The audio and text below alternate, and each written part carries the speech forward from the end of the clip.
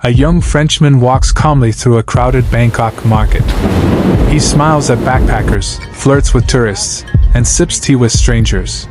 But by nightfall, two of those strangers will be dead, their bodies dumped in shallow graves, dressed only in bikinis. And the man? Gone.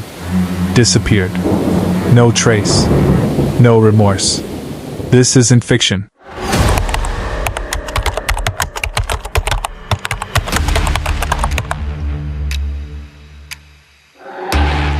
This is Charles Sobhraj, the world's most charming serial killer.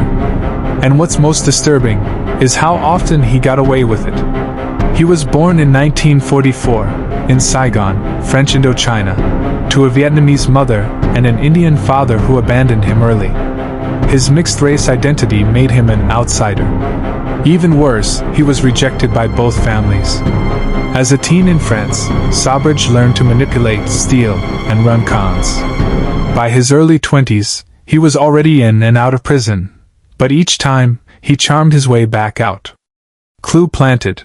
His early crimes weren't violent, but they were clever. Identity theft. Stolen passports. Fake businesses. So what changed? In the early 1970s, Sobhraj landed in Bangkok, posing as a gem dealer. There, he met a young woman named Marie-Andrée Leclerc, who became his lover and later, his accomplice. Then, the murders began. Tourists started disappearing.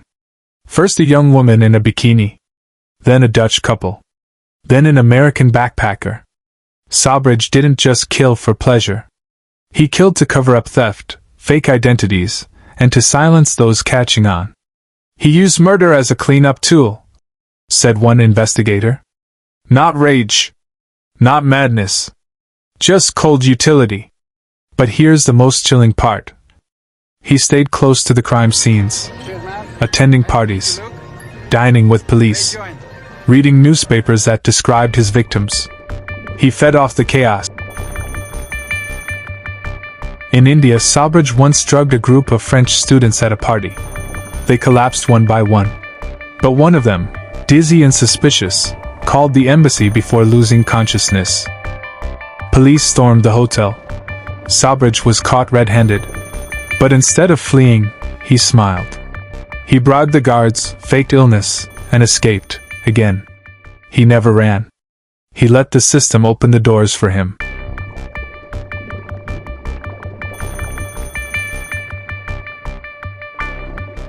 Interpol finally got involved.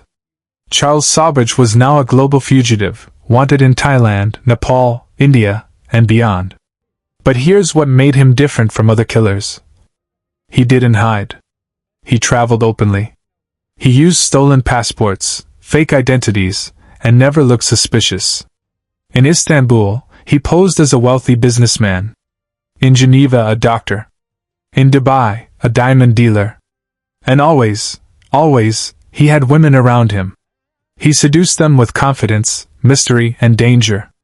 He didn't take lives impulsively, said one profiler. He calculated. Every move was like a chessboard. But just when the world thought it had caught up.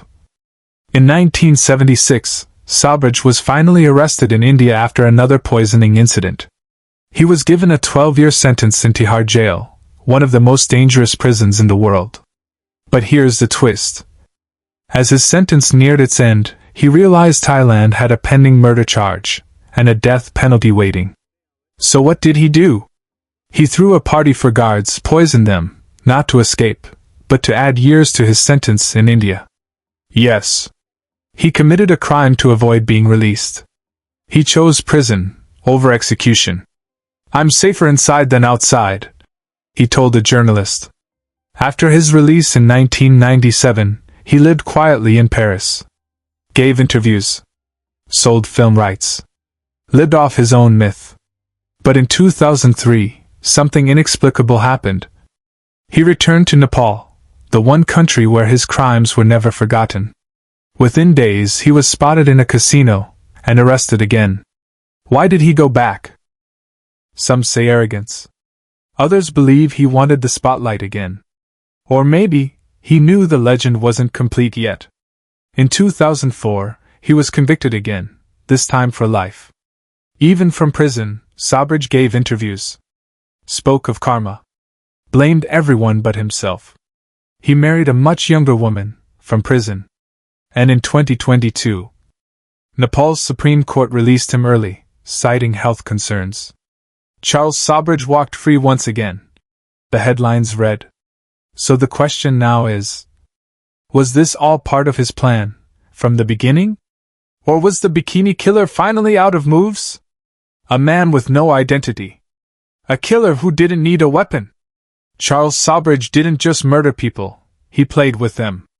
And even now, as a free man in his ADS,